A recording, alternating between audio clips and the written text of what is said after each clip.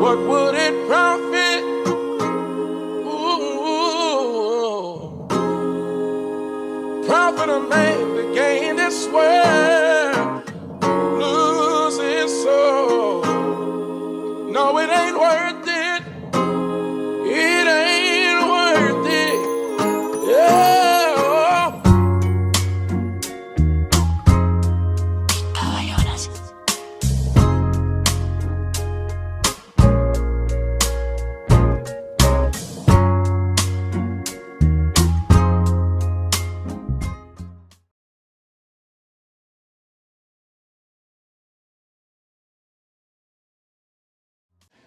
You got it? Okay. See, the reason I wear these shirts is because I can get them through different people that donate them. But the whole thing is you have to get 2XF. Now, do you know what 2XF stands for? 2 extra fabulous. Yeah. That's right. I know what you were thinking. 2 extra, let's not say that word in public. It's just 2 extra fabulous. That's Yeah. I want to start off with, knowing who you are. So, what is your background? Where are you from? I was born and raised in the great state of Michigan in a snowstorm right outside Pontiac, Michigan. My dad worked for Pontiac Motors back in the day before they dissolved. Came to Texas when I was 18 because I did my first year of college up in Oakland, Michigan, and the first year was great. Then the whole state shut down. So, there was no work or anything, so I came to Texas to get a job and then moved to Baytown. And got a job cleaning out a carpenter's shop, sweeping up dust and stuff. And then I went to Lee College in Baytown. Then when I finished, I came to Houston Baptist University, back when it was Houston Baptist University. Now it's Houston Christian University. And when I graduated from there, I fled the state of Texas and went to San Francisco, California, right across the bay. And I went to seminary out there. And after that, I fled the country in the 90s and went to Taiwan. That's where I come from. Wow. So I want to take a step back to where you said you went to school for seminary. Yeah. So what led you to go to school for seminary? Well, when you are a Christian, and one thing they always have you do is search your heart. What are you supposed to do?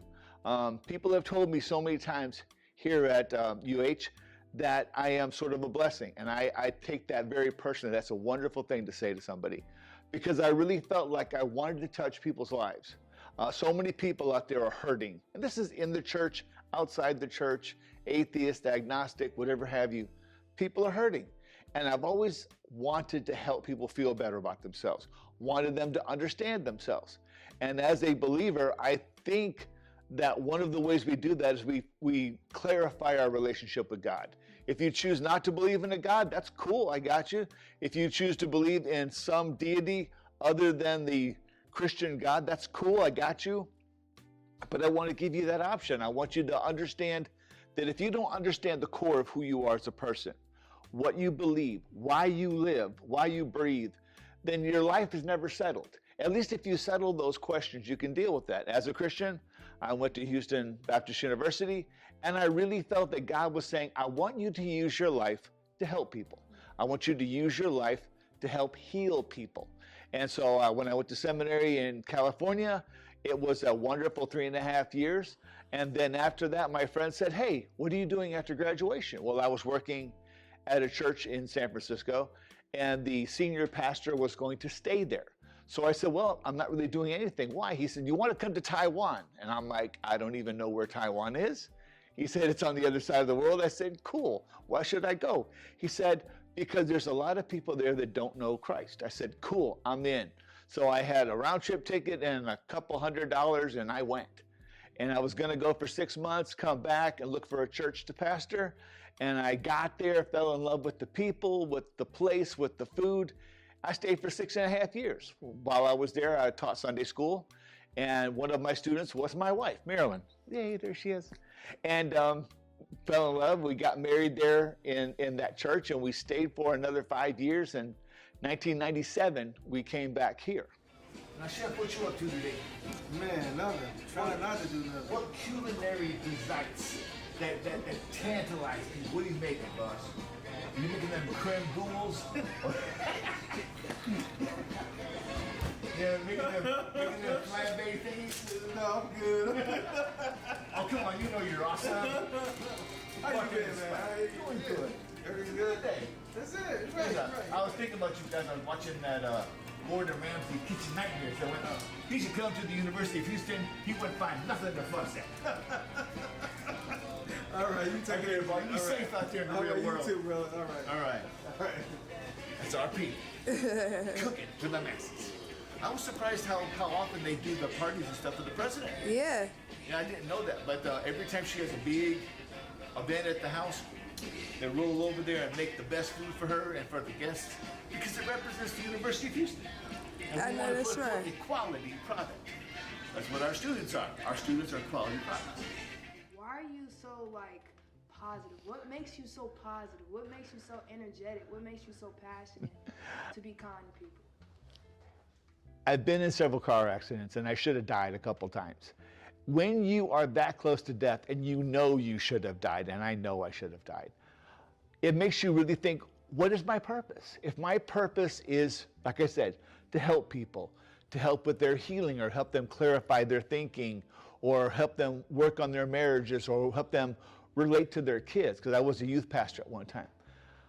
It gives you a reason to get up in the morning. I think if I didn't have a job like this one at UH, if I didn't have contact with people every day, I think I'd slowly go mental because I love people. People give me energy. Weird, I know, but I'm actually an introvert. I gain my strength by being able to step back, be quiet, calm down.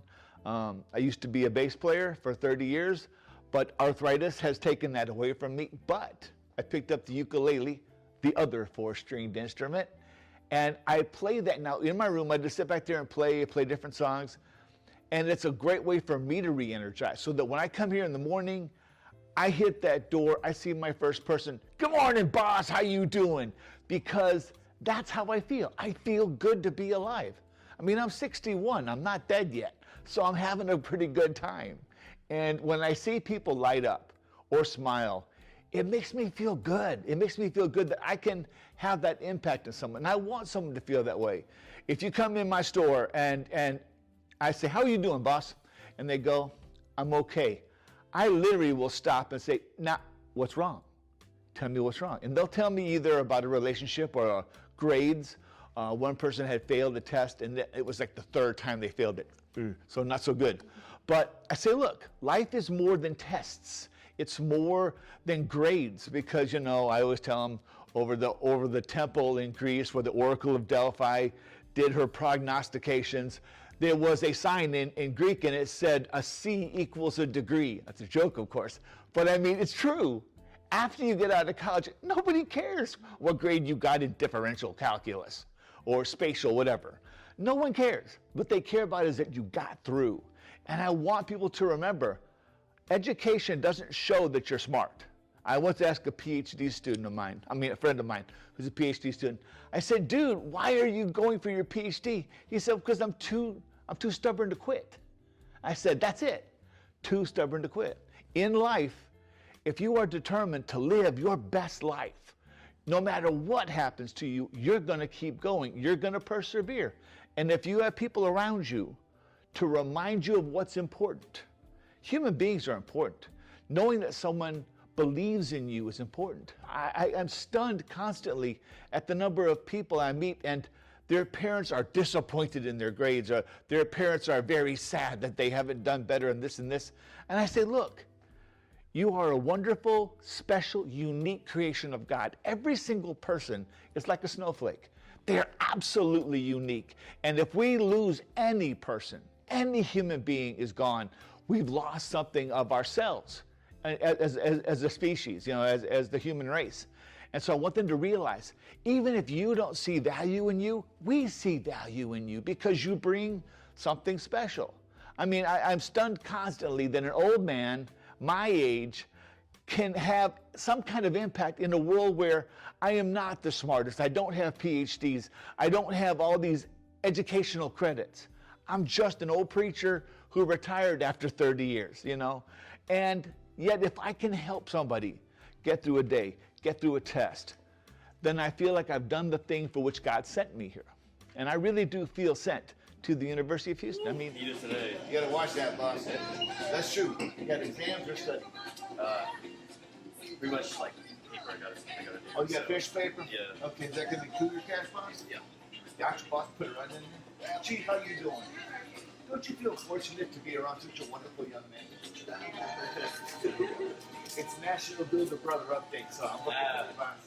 Guys, have a great day. Good luck on the exams, okay? You too. Big question.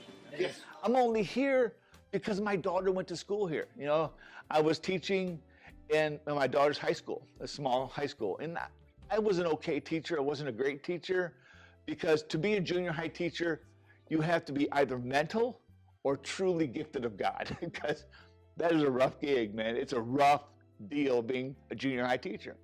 And so when she graduated, my wife and I both came here and she got plugged in. And I had just left that gig, so I said, well, you know what, let me see what's here. And the only place open for me with my background in education was to take a job in the market store. And the second I got there, I was supposed to be a stocker. I was supposed to be not seen. I was supposed to be in the back putting stuff out. The guy that was running the thing heard me the first day step onto the register. And he says, no, leave the back. You're going on the register permanently. I said, cool, I can do that. I mean, I stood in front of thousands of people and nothing scares me. Not really. Well, some things. Spiders scare me, that's true. But I mean, that's why I do what I do, because I love it. I mean, to have that interaction with someone, to see the light come back in their eyes or to see them get it. You know, I told this guy, I said, do you know why your girlfriend should always sit on your right hand? He said, why? I said, because your girlfriend is always Right. Yeah. correct. Yeah, your girlfriend's always right. And he said, but she's not. I said, 3 rules. Your girlfriend's always, later, your wife's always right. If your wife is wrong, see rule number 1. If you ever think about telling your wife she's wrong, see rule number 1. And then see rule number 1 again. And you will live long on the earth and prosper, because that kind of harmony is a great thing. You know, that ability to see in another person, which is what's missing, I think, in a lot of relationships. You have to see in that other person all that is special and unique and wonderful about them, because there's nobody else like them in the world. You can take 30 basketball players, put them in this room, you would stand out. You would stand out because you have a unique perspective on the world, on a unique perspective on the school and on the sports program and what's happening. And that's something you can't replace. You can't get that from anybody else. And that's why when 2 people click, like my wife was going into ministry when I met her, and I was already in ministry, and our lives just meshed perfectly. And it was such a wonderful thing to just find someone who got me, who understood it. Because, you know, when you're working 7 days a week, doing a gig, and there's no holidays, there's no vacations, no weekends off. It's a very taxing thing. But when you love it, when you love people, then it's totally worth it. And I would not trade those 30 years I had for anything. What does love mean to you? Simple. You got 4 words in the Greek language. In English, we have 1 word, love. I love you, I love you, I love you, you know, whatever. In Greek, you have 4 words. The first is the word eros. I love you romantically. Okay? The second one is estorge. Estorge means I love you in a family situation, you know, wife, husband, parents. That's estorge. Then they have phileo, which is a brotherly love. It's the love of one soldier for another soldier, men who go through trial together, men who go through death and agony together. That's phileo. And then the last one is agape. Agape is a love that sacrifices self for the other. You want to know what love is? Love is doing the best thing for the other person. Sometimes telling them the truth is the hardest thing, but it's the best thing. It's the most loving thing you can do. And my wife has had to tell me many times, in a loving way, of course, that I was off center or I was too intense or I was whatever. And she has helped keep me on the balance. So love is not, you know, the mushy, schmushy, you know, Hallmark thing with the snow falling from the heavens and all that. That's all pretty and everything. And you do have that period of life. But love is being committed to it, staying committed to the same thing, the same person. For me, there's 3 people in my marriage. there's myself, my wife, and God. And my commitment to those two people in my life keeps me being who I am. It keeps me authentic. Because that's what I love. I love that she is in my life and she is that person. I love my students. When I was a teacher, I loved my students. And I tried to give them the best understanding. I taught English literature. I know, groan, there it was. But I tried to help them understand what they were reading, understand the words, the imagery, so that they could love literature, so that they could understand what it was trying to say. Trying to teach junior high students poetry is like trying to pull teeth with no anesthesia. It's painful. But when they get it, when they really get it, then you've done something. You've helped them open to a new world. And when you love somebody, not for what they give you, not for what they bring to your life, but for what you see in them, for that quality of person you see in them, that's love. That's what binds two souls together. Finding the value in the other person and then just rejoicing, having a great experience with that other person. You can't get better than that. And that's why we've been married for 30 years.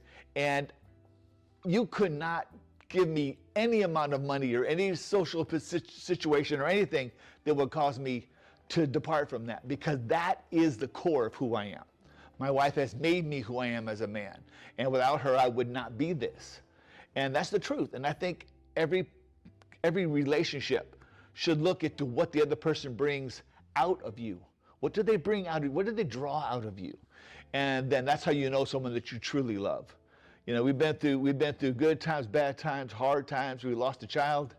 You can't go through that and not be changed by it. And that's important. That's good, Richard. Oh, yeah. So when are your last tests? Okay, so 13th is the last day for everything. At least you're done early. Are you sure I can't get you a bag? In that case, thank you so much. Go out there and impress the world with your 30% intelligence. You can do this, boss. All right, take care, boss. And you talked to me earlier about how you helped so many students and staff members that have come through the market or just you've seen passing by. Yeah. How you've helped them, be refreshed during their hard times and their tough times. So I want you to talk about, how do you cope through trials and tribulations? How do you keep a balance in your sanity? How are you able to do that? Well, there's a continuum, a line of sanity when you go through hard times, you go through life. I told you about the young Muslim girl, and she was just sitting there day after day when my first year here. And she would sit there and as she would walk up, I'd go, "Good morning, miss, how are you doing today?" And this is before I did the boss thing. That came about later because I realized that we have so many genders on our campus that you can't confine it to the traditional 3 or 4 that we're used to. So, and I would just speak to her very kindly. And she was so shy, she barely ever spoke to me. And it was Christmas the first year I was here. And she walked up and she just slipped a card onto the table. And I said, "Thank you." And then she ran away. And I opened it, it said, "To the kind man at the counter." That is my alarm to let me know that my wife will be out soon. You gotta have the alarm. Anyways, and it's just to the kind man at the counter, "Thank you for making my day bright." And that's all it said. It's all she said. But that just opened my eyes to the possibility of just being kind. Just being kind and welcoming to people. You don't know what someone's going through. I have a teacher who's been coming into my store for 3 years, at least 3 years. And he always looked, I always talk about people who are EC, emotionally constipated. They have been so hurt, so burned, so torn up that they just look perpetually that. And he came in about 3 weeks ago, and I said, "How you doing, boss?" He says, "I'm doing okay." I said, I almost fell over backwards. This guy has never smiled in his life that I knew of. And he came in, he actually smiled, and I went, "I have succeeded." What the hell is, I did it. Somehow this guy finally trusted me enough to show me who he was. And that's all it is finding that trust. And so it's just a blessing to see people prosper. Had a kid come through, he's probably 25, 30. He had a kid come through, and he said, do you remember me? I said, yeah, I know the face. He said, well, I graduated 2 years ago. Now I'm back from my PhD and you're still here. I said, and when you graduate from your PhD, I will still be here. I always tell people I'm doing 20 years to life for excessive kindness. And they don't get the joke all the time. So once in a while they get the joke, but that's okay. You know, it's just knowing that you have left some impression on people.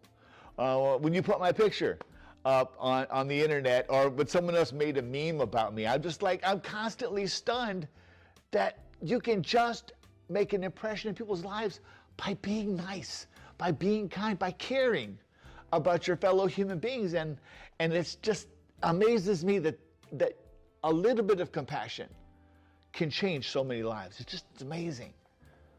So I feel very blessed to do what I do, to have the privilege. That's so good, Richard. And I'm glad you saw my post. I didn't know you saw it. Oh yeah, I saw that post. Actually, what's weird is people know that I don't follow the internet that much. People will literally walk in the store, not to buy anything, just walk in, have you seen this? And I'm like, oh my gosh, there it is. You know, and it's they just come in just to show me that I'm on the internet somewhere. Wow. Or you know, different people will come in and do stuff. It stuns me constantly. So it makes every day at work fun. Okay, do 248 steps. Put it right in there. What test you got today, brother? Good morning, both. Oh, that sounds extraordinarily painful. It's not like it's easy, Matt. It's just like no one. Oh, okay. So do this, not this? Okay, see, back when I was in third grade, all we had was rocks, and that was how we counted. If I couldn't count the rocks, it didn't count.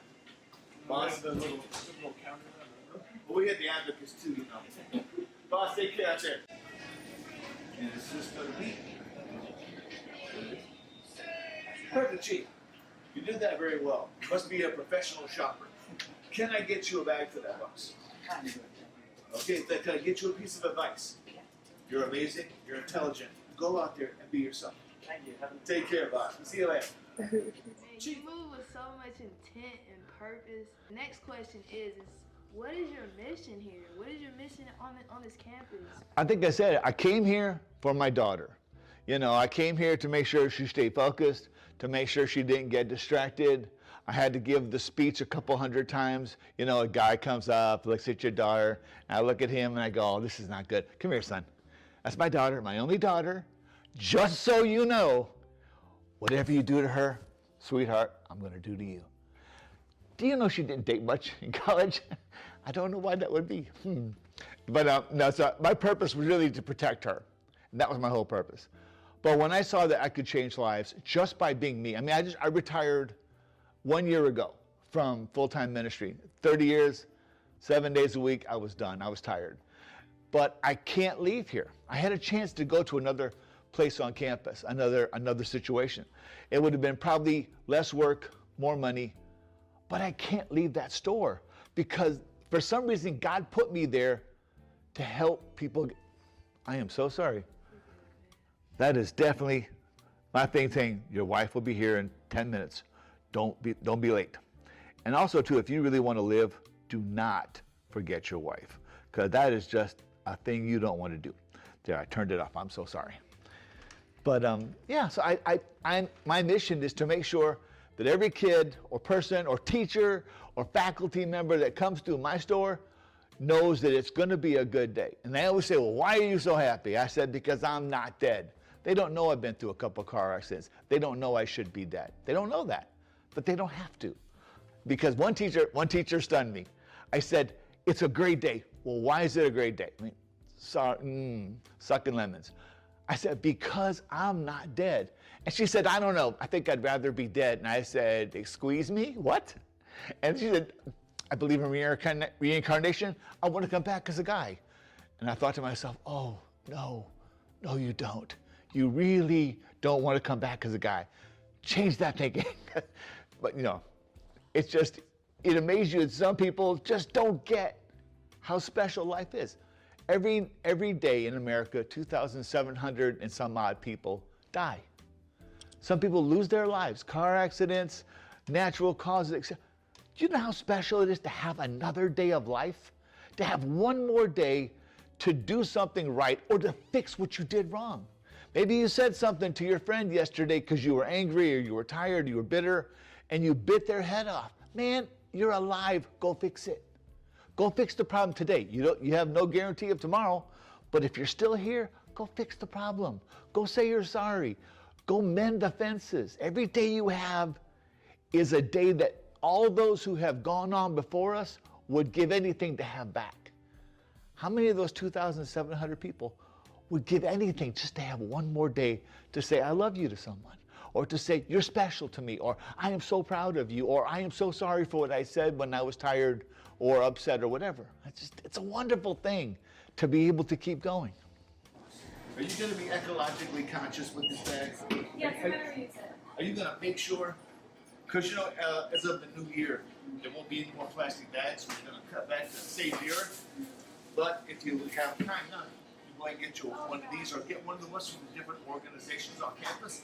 So I'm pretty sure during welcome weeks, you're going to be getting lots of the fabric bags. And that'll help you just stuff in your backpack so if you need it, you got it. Cost is going to be 960 cents. I know it sounds like a lot, but you can do it. You know why? It's for you. And aren't you worth it, Moms? I think you're worth it. Fine move. That's like a good sorority. Boss, you have a good day out there. Be good. Off this campus, who is Richard? What do you do? What do I do at home? Yeah. Well, okay, I get off work at 2:30. My wife gets off work at 4:30. That's by the alarm. And then my daughter gets off work at 5. So I go down, meet my wife. We go over, get the car, drive over to engineering where she is, pick her up. We go home, have dinner. We have 4 birds. So the birds, we let them out. They're flying all over the house and getting crazy. And then it's just a matter of kicking back, talking. How was the day? I love comic books. I love music. I've still got some I've got 9 ukuleles. Because when I do something, I do it all the way. And so I just play my music and read and hang out with the fam. I'm not a big go out and do person. I just love to be home with my family because that's my joy. And unfortunately, this is exactly who I am all the time. This is exactly what I'm like. It makes my wife and daughter nuts. They don't know what to do with me. Now, by around 9 o'clock tonight, crash and burn. I will be out cold because you're spending all of your energy to generate positivity. And, I was a speech major in college, so I know how to generate all the intensity, all the truth of my feelings into what I do. But when I'm done, I am completely depleted, and I go home and put my feet up, and I'm good. I'm just all chilly-willy. On weekends, we go out and go eat and shop and do all the fun stuff we do. I do my podcast on Wednesday, and I do my other one on Sunday. Well, I'll do it Saturday night and post it for Sunday. And so, when I left full-time ministry, some people in the church said, please don't stop. I said, please don't stop what? They said, you record the sermons and you put them online because of the pandemic. And they asked me to keep going, so I keep going. I think the last time Spotify checked it with me, I'm in like 7 countries or something, and 3,000 something listens and all that fun stuff. But I don't do it for that. I barely know anything about that. I just put it out there and I let God do what God's going to do. And that's kind of the fun thing about it. And until I drop dead someday in my hundreds or more, I'm just going to keep going. I'll put it out there as long as my voice will last. And the way I'm going right now, it's going to last for a long time. Wow. So your podcast that you do is sharing the gospel. It's basically everything I did as a pastor. I go through one book at a time. I try to explain the history. I try to explain what the book meant in its day, what the phrases meant, because everything is done in the context of a time period. So I'll explain that, and I'll try to help them apply that to today. So, if you come across it, it's just going to be like some old school preacher saying, hey, how you doing? Let's read it and let's explain it. And that's all I do. Explain it. Focus on what it looks like to start with a clean slate. Start all over again, erasing all the mucky-de-muck of the past, all the mistakes and the nonsense. We are in Deuteronomy chapter 7, verse 1 tonight, church. Now, the first thing you got to do if you want a clean slate is this. You got to clear away the past. Whatever you wrote on that slate, whatever you put on there, whatever doodles and tic-tac-toes and other things you put on there, when it's time to get down to work, you need to clean it away. This is what it says in Deuteronomy 7:1. I'll put it up on the board for you. When Yahweh your God brings you into the land that you are entering to take possession of it, and clears away many nations before you, the Hittites, the Girgashites, the Amorites, the Canaanites, the Perizzites, the Hivites, and those blasted Jebusites, 7 nations more numerous and mighty than yourselves. I'm going to stop right there. Of course, he goes on in a minute. But I want you to look at that opening statement. When Yahweh your God brings you into the land that you are entering to take possession of it. Why are they going there? On a sightseeing tour? They're going to take possession of the land. Now, when you come to church, you can come for 2 reasons. You can come to look around, see who's here. You can do the political thing, make friends, make future customers. You can have your face known and have yourself seen. Very political, very religious, but very hollow. No, or you can come to church to lay hold of the person of Jesus Christ, lay hold of the Father, lay hold of the Word, that we might be changed by it, strengthened by it, cleansed by it, and empowered by it. Amen. Now to do that, you got to finish it up. Now it says that the Lord will lead us into victory. He said the Lord brings you into the land. It also says that he clears away many nations before you. The Lord erases your past. When you come to faith in Christ, the Lord is going to erase who you were and what you did before you had faith in Christ. Man, not knowing you from a can of paint, just experiencing you through our encounters through the market, I knew something was different about you. I knew you had such a great light on you. Thank you. And me being a firm believer myself, it's just very refreshing to see that you are the way that you are. But I want you to talk about who is God to you. Like how do you view him? Do you view him as a father? Do you view him as, provider? How do you view God? What is like the core to your belief in your faith? The core of my belief would be founded in exactly how Jesus said, if you see me, you've seen the Father. So I look at what Jesus does. I look at the way he treats people with grace and with mercy. So you have a merciful God. You have a God who has provided for us. I mean, on our own, can we really be good enough for God? No. And if everybody's honest, you can't be good enough. There's always things going on in your head and your heart that interfere with that relationship. That's why Jesus comes and dies on the cross. Without the cross, you don't have that bridge that takes us to God the Father. But he gave us the bridge. All we have to do is walk across it. All we have to do is accept that in and of myself, I can't do anything. I'm like a prisoner sitting in the electric chair, waiting for them to throw the switch, and then the governor calls and says, you're pardoned. Was it something I did sitting in the chair? No. Something that the governor chooses to do. This is what God chooses to do. Chooses to give us a chance through his Son to become one with him again, to reunite us, to fix those broken fences. And so at the core of my life is he is the one who found me as a young man when I didn't know who I was or what I wanted to do. And he gave me an identity. He gave me a personhood. He let me know what it meant to be me. And then he showed me that through his word. That's kind of the approach I take. Now, I won't push this down anyone's throat. I mean, I've talked to so many people on campus, Muslim, atheist, agnostic, whatever. It's all cool. I mean, everyone makes their choice, and you have to live with the consequences. And that's what I tell people. I say, hey, I'm not telling you that you have to believe this. I'm going to respect you as a human being, no matter what you believe. All I'm just saying is this is what I have found the truth to be. I've studied Buddhism overseas. I know a lot about Islam. I know about Christianity. And this is the one thing I find that rings true for me. You know, I wasn't born into what I believe. I was born into the milieu of it. But this is what I've come to believe is true over the many, many years of studying it. That's beautiful, Richard. Ready for those test boss? Kind of. Come on, you're bright, you're intelligent, you're capable. You're a cougar for crying out loud. You should be able to do anything. And you're almost done too. Look at that, you're gonna be a nurse. Yes? 1 more year. 1 more year, boss? Then where do you want to be a nurse at? Well, you could be like a traveling nurse. You can be like in one of the hospitals here. You can like, move. Okay, you're not gonna be a traveling nurse. You go international or go where there's a need. Yeah, sure. Absolutely. Okay, the only problem with a traveling nurse, they make stupid amounts of money. I mean, huge money. Yeah, they travel also. True, but if you're single with no children, you're also. There you go. You do that for a while and then settle down.